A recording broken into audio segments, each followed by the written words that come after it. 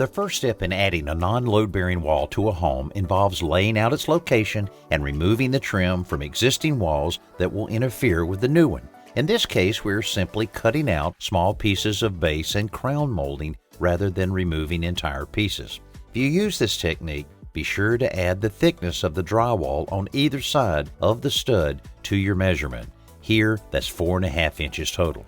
One end of our wall will tie into a corner to extend the existing wall, so we're removing the metal drywall corner bead to allow a smoother transition between old drywall and new. Before we start framing, we lay out the stud locations on the 2x4 bottom plate and top plates. Studs should be centered every 16 inches. The first piece of the new wall to go in is the bottom plate, and it's attached to the floor with screws.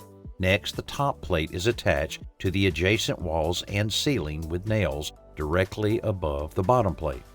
A second top plate stacks on the first to stiffen it and provide nailing surfaces for the crown molding later on. The first studs go in where the new wall meets the existing walls, and these pieces are nailed to the existing wall and to the new bottom and top plate. Next, we begin filling in the studs in the middle based on the marks we made earlier. Even though the locations are marked top and bottom, we're using a level to ensure each stud is perfectly plumb. Nailing at an angle like this is called toe nailing, and it is the most effective way to join studs to a plate that's already in place. If your wall includes a door, you'll need a stud on either side that goes up to the height of the door opening. Once you finish installing the remaining studs on their marks, the wall is ready to install drywall.